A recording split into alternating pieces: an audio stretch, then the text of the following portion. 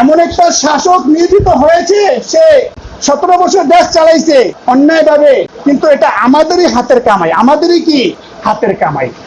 এখন আমাদের কি করণীয়? সম্মানিত আমার ভাইয়েরা, খেয়াল করেন, আমি কোনো ফাসাদ সৃষ্টি করতে চাই না, আমি কোনো ঝামেলা সৃষ্টি করতে চাই না, আমি কোনো মানুষকে কটূক্তি করতে চাই না। আমি চাই না আমার এই প্রিয় স্বাধীন ভূমি, মাতৃভূমি, সেটা অন্যায়ের মধ্যে বিচলিত হয়ে যাক, সেটা ধ্বংস হয়ে যাক, সেটা মারামারি, সেখানে ব্যাপকভাবে মারামারি হোক, হানাহানি হোক, মানুষের ঘর বাড়ি জ্বালিয়ে পুড়ে দেখ, সেটা আমি একটা ইমাম হয়ে সেটা আমি চাই না।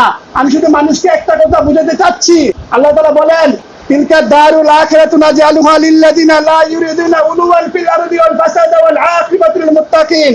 মহান রব্বুল আলামিন তিনি যত বড়, তার কথাও তত বড়।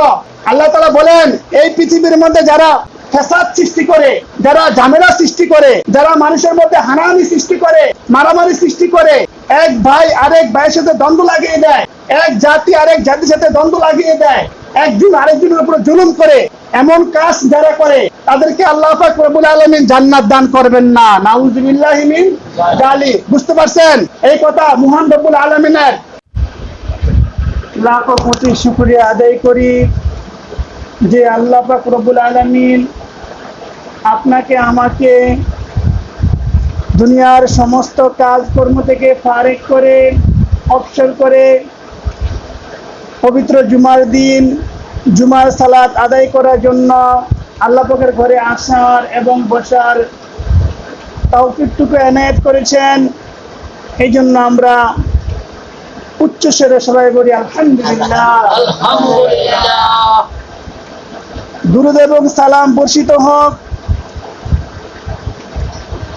প্রিয় নবী হযরত মুহাম্মদ মুস্তাফা সাল্লাল্লাহু আলাইহি সাল্লামের উপর, যে নবী মহান আল্লাহ পাক রব্বুল আলামিনের হুকুম পালন করতে যে তাহার মাথা মুবারকের মধ্যে হ্যামলেট ঢুকিয়েছেন এবং গুলিবিদ্ধ হয়েছেন, সেই নবীর উপর আমরা দুরূদ করি, আল্লাহুম্মা সাল্লি আলা মুহাম্মদ, আল্লাহুম্মা বারিক আলা মুহাম্মদ। সবাই বলি সাল্লাল্লাহু আলাইহি সাল্লাম। সাল্লাল্লাহু আলাইহি সাল্লাম যদিও আপনি বলেন, এরপরও এটা ছোট্ট একটা দুরূদ, এটার বিশাল একটা ফজিলত। মান সাল্লা আলাইহি ওয়াহিদাতান সাল্লাল্লাহু আলাইহি আশারা। দুরূদ তো অনেক আছে, এর মধ্যে যদি আপনি সাল্লাল্লাহু আলাইহি সাল্লামও পাঠ করেন, সাল্লাল্লাহু আলাইহি সাল্লামও বলেন, এই জন্য আল্লাহ পাক রব্বুল আলামিন আপনাকে আমাকে 10টা নেকি দান করবেন, 10টা রহমত নাজিল করবেন এবং 10টা গুনাহ মাফ করে দিবেন। সুবহানাল্লাহ। যদি আমরা এই আমলটাও করতে পারি, সাল্লাল্লাহু আলাইহি সাল্লাম উঠতে বইতে খাইতে, আমরা ইচ্ছা করলে এই আমলটাও কি করতে পারি, সাল্লাল্লাহু আলাইহি সাল্লাম। সম্মানিত আমার ভাইয়েরা, আমি খুতবার মধ্যে যে আয়াতগুলো তেলাওয়াত করেছি, আমার ইসলামিক এবং ধর্মপ্রাণ ভাইদেরকে বোঝানোর জন্য যে আল্লাহ পাক রব্বুল আলামিন বলেছেন, কুলিল্লাহুম্মা মালিকাল মুলকি তুতিল মুলকা মান তাশা ওয়া তানজিউল মুলকা মিম্মান তাশা। আল্লাহ তাআলা বলেন যে আমি যাকে ইচ্ছা ক্ষমতা দান করি, আর যাকে ইচ্ছা ক্ষমতা থেকে আমি তাকে বিচ্যুত করি। এই ক্ষমতা আমার হাতে। এই ক্ষমতা কার হাতে? আমার হাতে। অর্থাৎ আল্লাহ পাক রব্বুল আলামিন যাহা ইচ্ছা তিনি তাহাই করেন। আবার আল্লাহ তাআলা বলেন, অত ইজ্জু মান তাশা অত জিল্লু মান তাশা। আমি কাউকে ক্ষমতার মধ্যে বসাই, আবার তাকে সেখান থেকে আমি বিতাড়িত করি, এবং আমি যাকে ইচ্ছা সম্মান দান করি, আর আমি যাকে ইচ্ছা আবার বেজ্জতি দান করি। সুবহানাল্লাহ। সেই ক্ষমতা কার হাতে ভাইয়েরা আমার? আল্লাহ পাকের হাতে। আমরা ইচ্ছে করলে এই পৃথিবীতে আইসা আমাদের মন মতো আমরা কোনো কিছু করতে আমরা পারি না। সেই ক্ষমতা আমাদের কাছে কি নাই। সম্মানিত আমার ভাইয়েরা,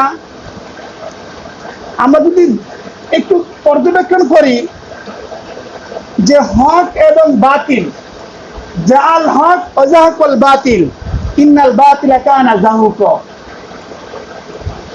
এই হক এবং বাতিল জিনিসটা এটা আজকে নতুন কোনো একটা বিষয় নয়।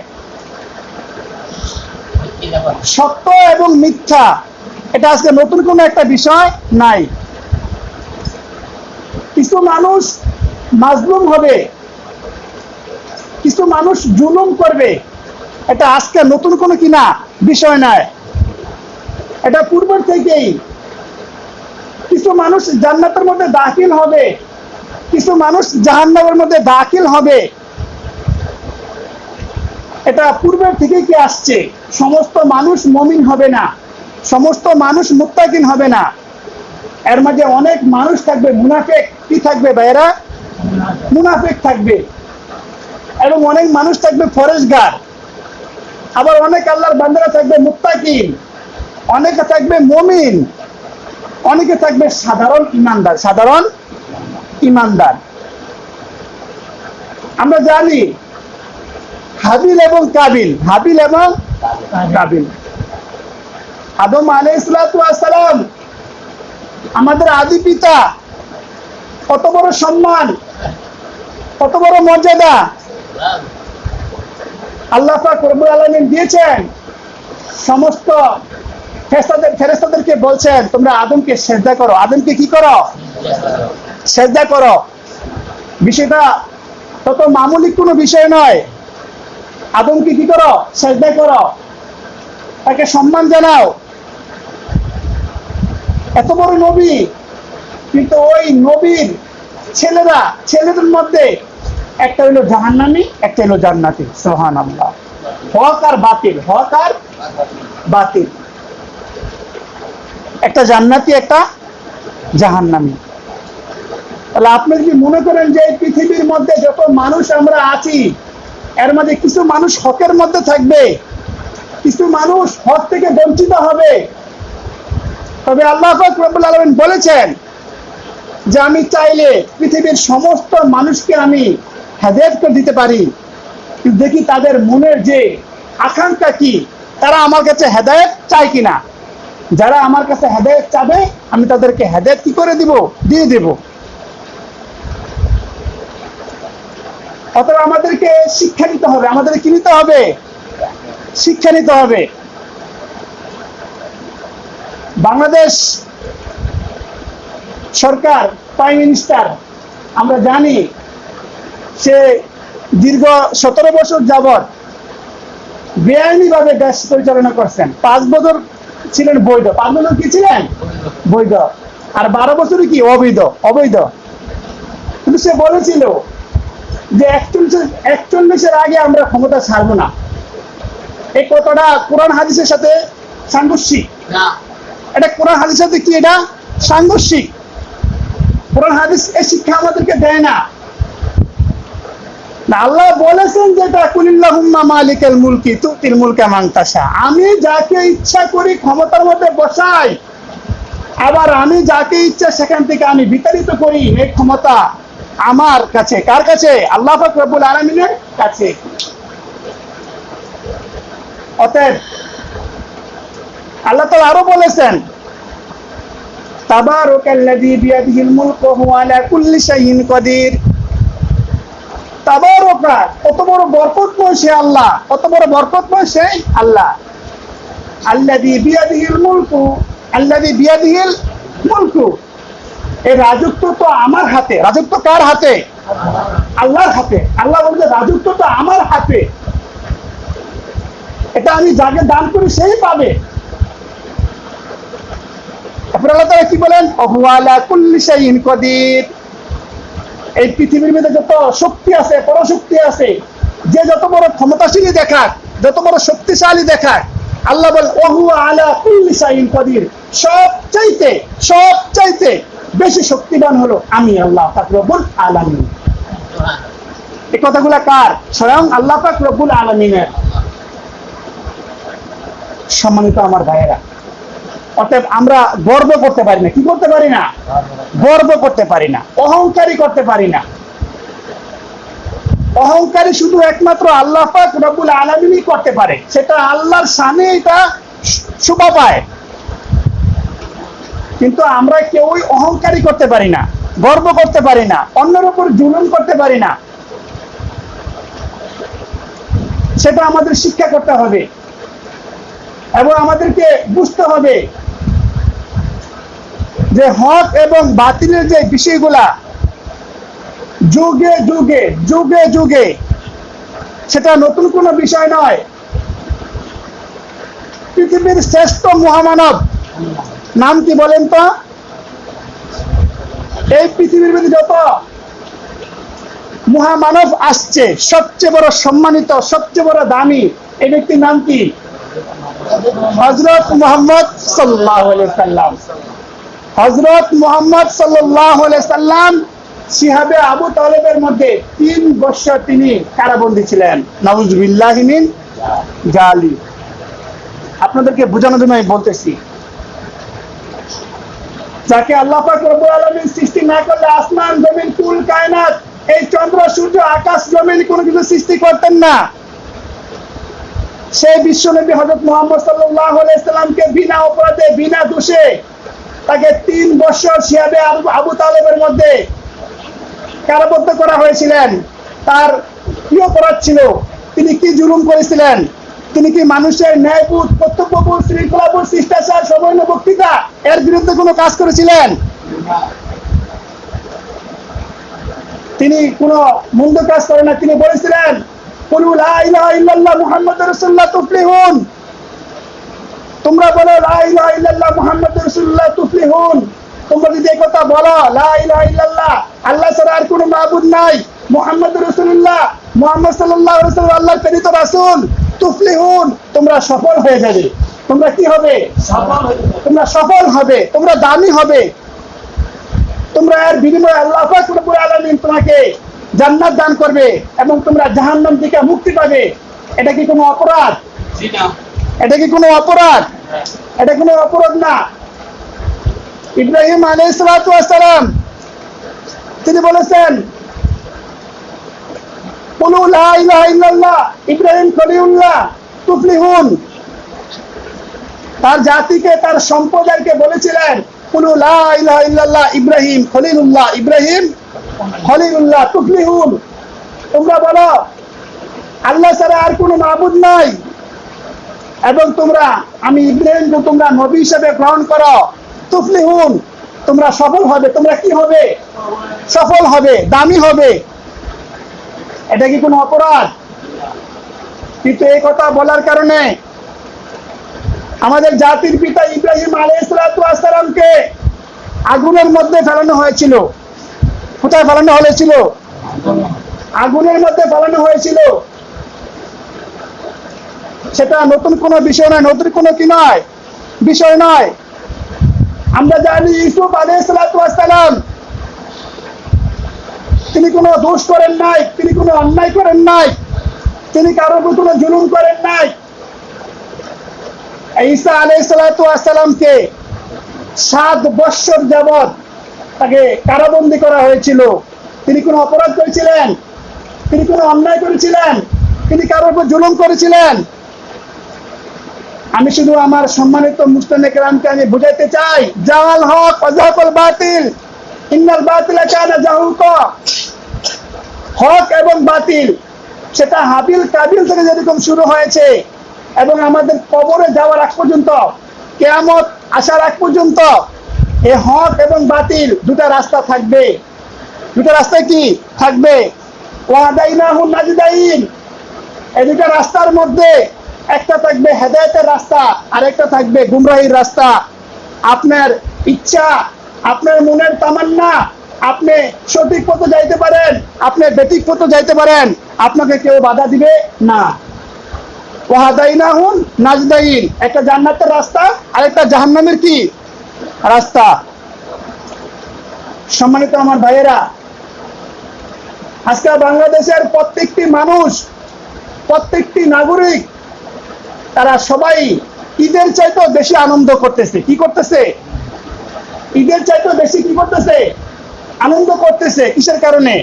একটা স্বৈরাচার সরকারকে বিতাড়িত করতে পেরেছে এই কারণে, ঠিক না ঠিক? সম্মানিত আমার ভাইয়েরা, আমি যদি বলি এটা শুধু শেখ হাসিনার, বাংলাদেশের প্রাইম মিনিস্টার শেখ হাসিনার শুধু দোষ নয়, অন্যায় নয়, সেজন্য আমরা নিজেরাই অপরাধী, নিজেরাই কি অপরাধী। আমাদের আমল ভালো নয়, আমাদের কর্ম ভালো নয়, আমাদের জবান ভালো নয়, আমাদের নীতি ভালো নয়, আমাদের আদর্শ ভালো নয়, আমাদের কোনো কিছুই ভালো নয়। এই কারণে আল্লাহ পাক রব্বুল আলামিন বলেন, জাআল হক ওয়াজাকাল বাতিল ইন্নাল বাতিলা কানা যাউকা। হক এবং বাতিলের মধ্যে কিছু থাকবে ন্যায়বান, কিছু থাকবে এরকম যারা অন্যায় করে, এরকম দুইটা শ্রেণী থাকবে। যদি কোনো জাতি, কোনো সম্প্রদায় যদি তারা অন্যায় করে, নিজের উপরে জুলুম করে, নিজেকে কন্ট্রোল করতে না পারে, এক মুসলিম আরেক মুসলিমের উপর তারা অন্যায়ভাবে তারা আক্রমণ করে, তখন আল্লাহ তাআলা বলেন, জোহারুল ফাসাদু ফিল বাররি ওয়াল বাহরি বিমা কাসাবাত আইদিন নাস। জোহারুল ফাসাদু ফিল বাররি ওয়াল বাহরি বিমা কাসাবাত আইদিন নাস। এই জলে এবং স্থলে যাহা কিছু ঘটতেছে, যাহা কিছু ঘটে, আজকে যে 17 বছর একটা প্রেসিডেন্ট দেশ চালাইছে, সেটা আল্লাহ পাক রব্বুল আলামিন বলেন এটা তোমাদেরই হাতের কামাই। আমি বুঝাইতে পারছি ভাই? আমি আলহামদুলিল্লাহ আমি চেষ্টা করি কোরআনকে সামনে রেখে আমি কিছু কথা বলার জন্য। এমন একটা শাসক নিয়োজিত হয়েছে, সে 17 বছর দেশ চালাইছে অন্যায়ভাবে, কিন্তু এটা আমাদেরই হাতের কামাই, আমাদেরই কি হাতের কামাই। এখন আমাদের কি করণীয়?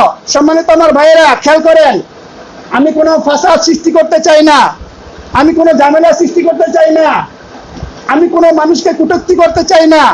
আমি চাই না আমার এই প্রিয় স্বাধীন ভূমি, মাতৃভূমি, সেটা অন্যায়ের মধ্যে বিচলিত হয়ে যাক, সেটা ধ্বংস হয়ে যাক, সেটা মারামারি, সেখানে ব্যাপকভাবে মারামারি হোক, হানাহানি হোক, মানুষের ঘর বাড়ি জ্বালিয়ে পুড়ে দেখ, সেটা আমি একটা ইমাম হয়ে সেটা আমি চাই না।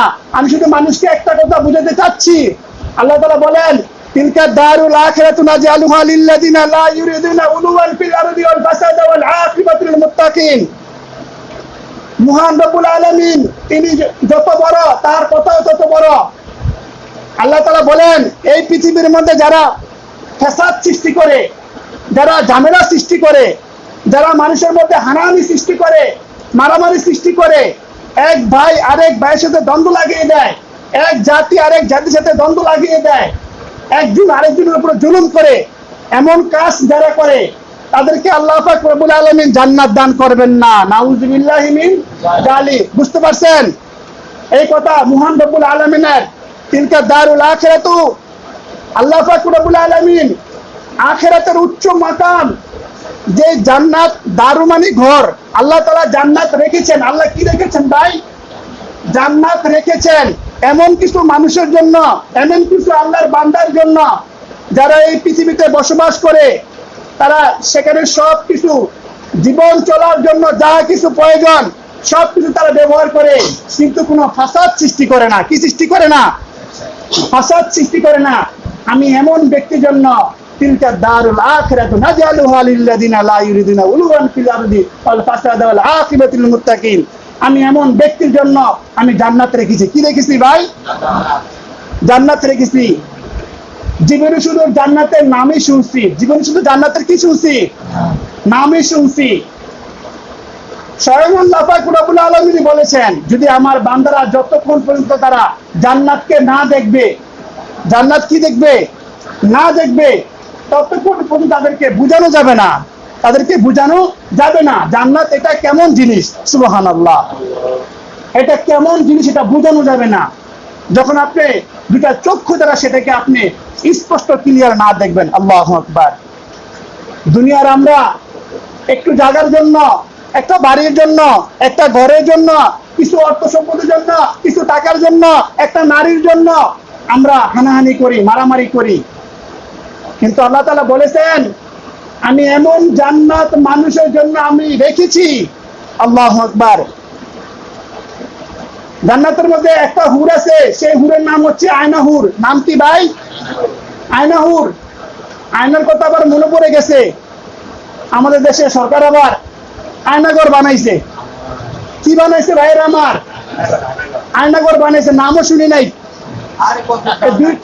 এই দুই একদিনের মধ্যে সেটা শুনছি, দুই একদিনের মধ্যে কি সেটা কি শুনছি, আয়নাঘর বানাইছে।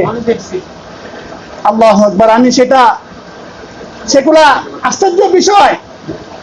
মানুষকে কারাবন্দী করা, মানুষের বাকশক্তি কেড়ে নেওয়া, মানুষের ন্যায্য প্রাপ্য থেকে মানুষকে দূরে সরিয়ে দেওয়া, মানুষের হক থেকে বঞ্চিত করা, 8 বছর 10 বছর আপনার স্বামী স্ত্রীর সাথে বিচ্ছিন্ন রাখা, ছেলে সন্তান থেকে বিচ্ছিন্ন রাখা। আমার মনে হয় যারা সে জায়গায় গেছে তারাই কি বলতে পারবে এগুলা কি মানুষের কাজ কারবার। এই জন্য আল্লাহ তাআলা বলেছেন, আল্লাহর গজব যখন পড়বে, আল্লাহর গজব যখন কোনো সম্প্রদায়ের উপর পড়বে, তখন সে আর চোখে মুখে কোনো পথ দেখবে না। যখন আল্লাহ তাআলার পক্ষ থেকে গজব কি হয়, নাজিল হয়, সেদিকে আমি গেলাম না ভাই।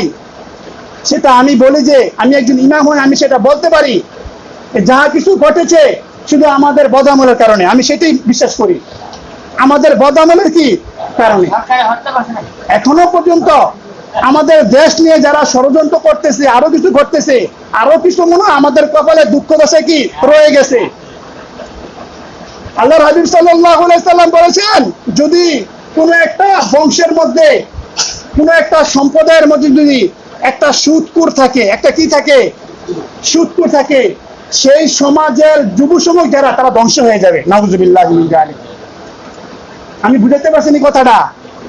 যে সমাজের মধ্যে একটা সুদখোর থাকবে, সেই সমাজের যুব সমাজ আল্লাহ তাআলা ধ্বংস করে দিবে। আর আজকে আমাদের বর্তমান যে সরকার, তত্ত্বাবধায়ক সরকার যেটা নিয়োগ করা হয়েছে, সে 1 নাম্বার সুদখোর। হ্যাঁ, নোবেল প্রাপ্ত, নোবেল পেয়েছে। নাউযুবিল্লাহি মিন যালিক।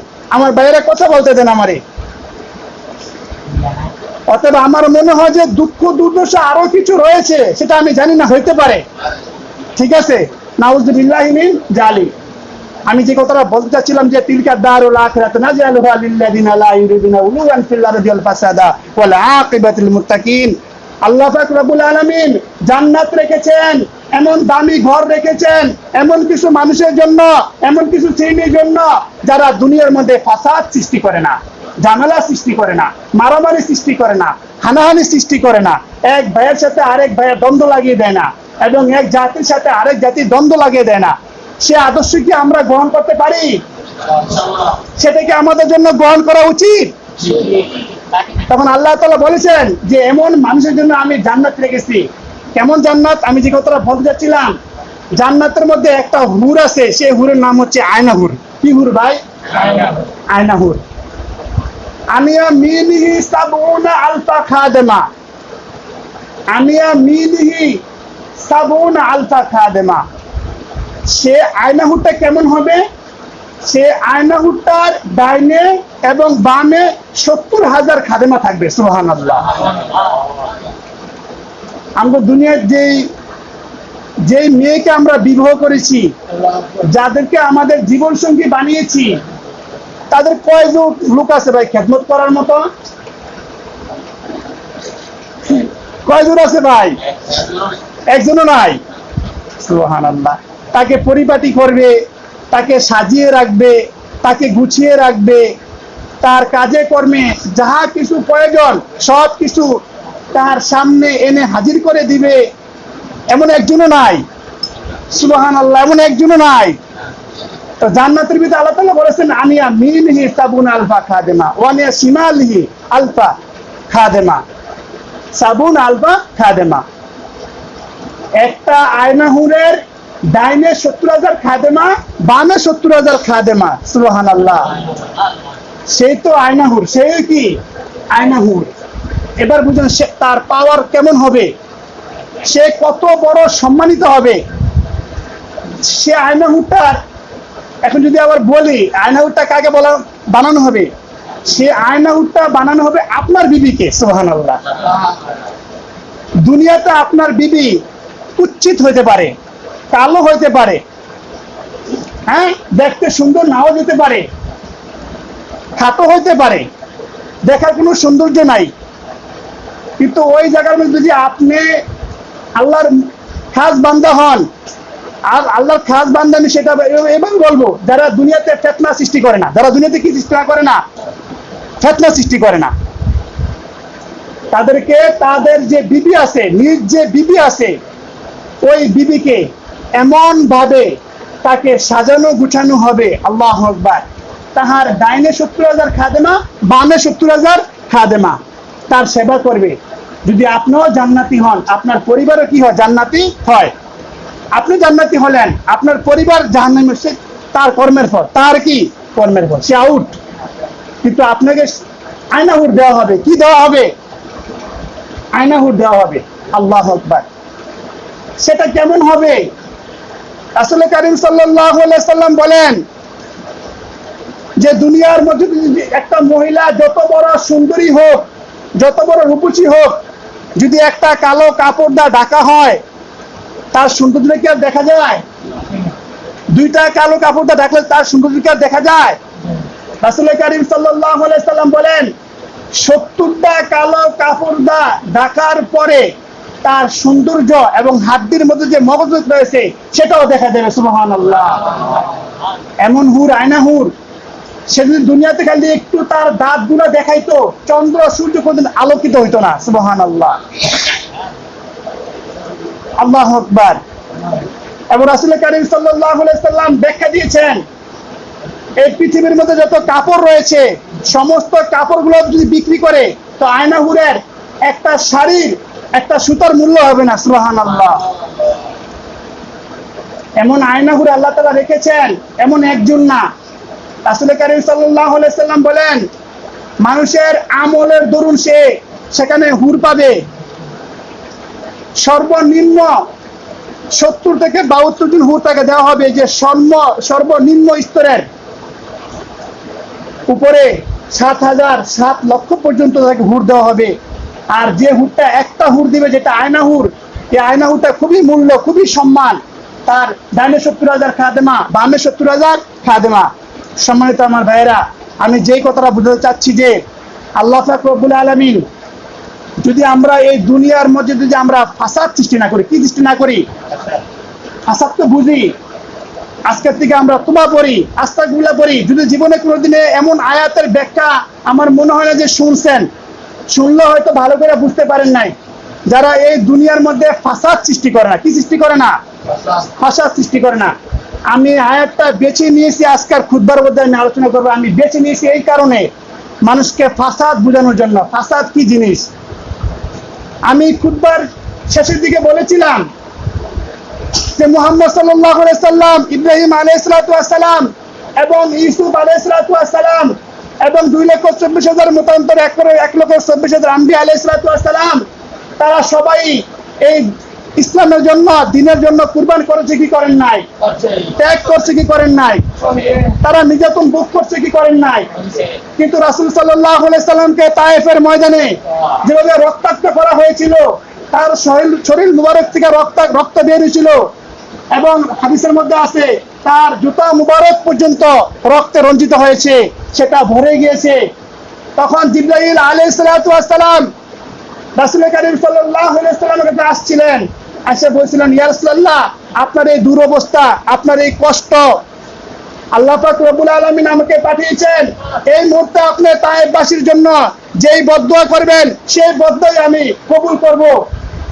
আপনি কি চান?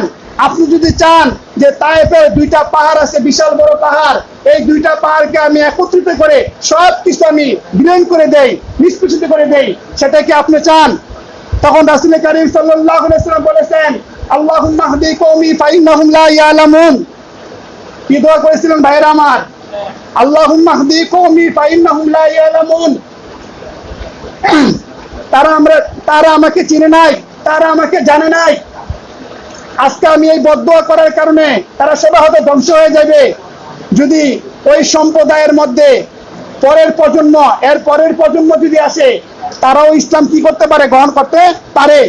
এই প্রজন্ম যদি কবুল নাও করে, কিন্তু তিনি কি করলেন, আল্লাহুম্মা হদি কওমি ফাইন্নাহুম লা ইয়ালামুন।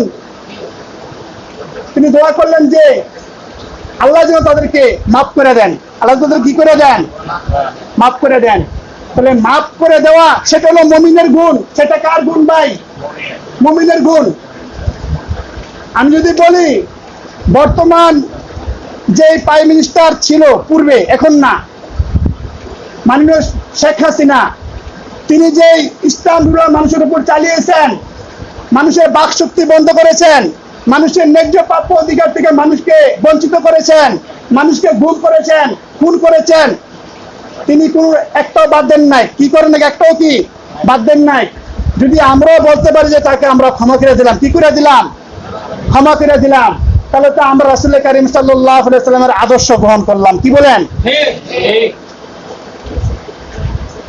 আর যদি আমরা প্রতিশোধের বদলা প্রতিশোধ নিতে চাই, সেটা নবী রাসূলদের আদর্শ না। নবী রাসূলদের কি না? আদর্শ না। কোন মানুষের ঘর বাড়ি জ্বালিয়ে পুড়ে দেওয়া, কোন মানুষের উপর আঘাত করা, কোন মানুষের মাথায় বাড়ি দেওয়া, কোন মানুষের আপনার সুযোগের সৎ ব্যবহার করা, সেটা কি রাসূল আমাদেরকে শিক্ষা দিয়েছেন? আমার বক্তব্যের শেষ পর্যায়ে আমি ইতি টানতেছি, আর দু চারটা কথা আমি বলে শেষ করতেছি।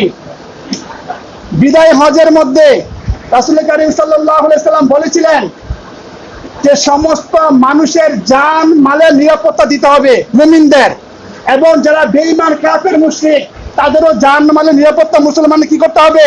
দিতে হবে। আরব এবং অনারব কোনো ভেদাভেদ নাই, কোনো কি নাই? ভেদাভেদ নাই। আরবের যে মর্যাদা, অনারবের একই কি মর্যাদা, যেটাকে এখন বলে আজনবী। আমাদের কান্ট্রি মানুষ চলে যায় না বিদেশে কাজ করার জন্য, তারা বলে কি আজনবী। সম্মানিত আমার ভাইয়েরা, আমরা যে একটা ছোট্ট একটা সূরা পড়ি, ইযা জা নাসরুল্লাহি ওয়াল ফাত ওয়া রাআইতান নাস ইয়াদখুলুনা ফি দীনিল্লাহি আফওয়াজা ফাসাব্বিহ বিহামদি রাব্বিকা ওয়াস্তাগফির ইন্নাহু কানা তাওয়াবা। এই যে ছোট্ট একটা আয়াত আমরা পড়ি, সেটা হলো বিজয়ের সূরা। সেটা কিসের সূরা? বিজয়ের সূরা। যদি কোনো দেশ, কোনো জাতি, কোনো মানুষ যদি কোনো স্বৈরাচারী থেকে মুক্তি পায়, তখন তার জন্য তিনটা কাজ করতে হবে। কয়টা কাজ করতে হবে? তিনটা কাজ করতে হবে। ফাসাব্বিহ, এক নম্বরে আপনি তাসবিহ পাঠ করতে হবে, সুবহানাল্লাহ। কি ভাইরা আমার?